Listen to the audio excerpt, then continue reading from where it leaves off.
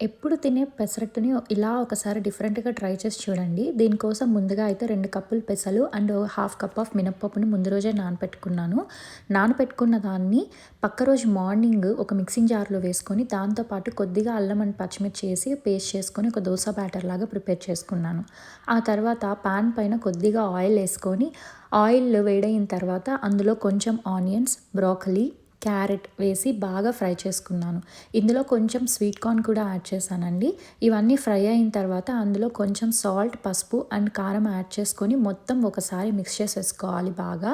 ఇది మనకి కుక్ అవ్వడానికి మాక్సిమం ఒక 3-4 మినిట్స్ కుక్ అయితే చాలండి. అంతకంటే ఎక్కువసేపు అవసరం లేదు.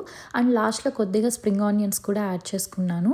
అంతా ఒకసారి మిక్స్ చేసేసుకున్న తర్వాత స్టవ్ ఆఫ్ చేసుకొని ఇలా ఒక బౌల్‌లోకి తీసేసుకోవాలి. తీసుకున్నాక ఇందులో ఒక ఎగ్ కట్ చేసుకొని ఏసుకున్నానండి. ఒక ఎగ్ కొట్టి వేసుకున్న తర్వాత మొత్తం మనం ఒక ఆమ్లెట్ మిక్స్ లాగా మిక్స్ చేసుకోవాలి. తర్వాత స్టవ్ పైన ఒక దోస పాన్ పెట్టుకొని కొద్దిగా ఆయిల్ అప్లై చేసి తర్వాత మనం ఇలాగా ముందుగా ప్రిపేర్ చేసుకున్న పెసరట్టు బ్యాటర్ ఉంది కదండీ! దాంతో ఇలా మనం దోసను పోసుకొని తర్వాత ప్రిపేర్ చేసుకున్న వెజిటబుల్ అండ్ ఆమ్లెట్ మిక్స్ ఉంది కదండీ! దాన్ని మొత్తం కలిపి ఇలా వేసేసుకొని పైన ఇలా సన్న ముక్కలుగా పన్నీర్ కట్ చేసుకొని పెట్టుకున్నాను. ఇది స్లో మంట మీద కుక్ చేసుకోవాలండి. హై ఫ్లేమ్‌లో కుక్ చేసామంటే లోపలంతా పచ్చిగా ఉంటుంది, కుక్ అవ్వదు. సో, స్లో ఫ్లేమ్‌లో పెట్టుకొని ఇలా ఒక లిడ్‌ని క్లోజ్ చేయాలి. క్లోజ్ చేసుకొని ఒక సైడ్ అంతా మీకు కుక్ అయిందన్న తర్వాత ఫ్లిప్ చేసుకొని 2 సైడ్స్ కుక్ చేసుకొని సర్వ్ చేసేసుకోవడమేనండి. చాలా ఫాస్ట్‌గా అయిపోతుంది.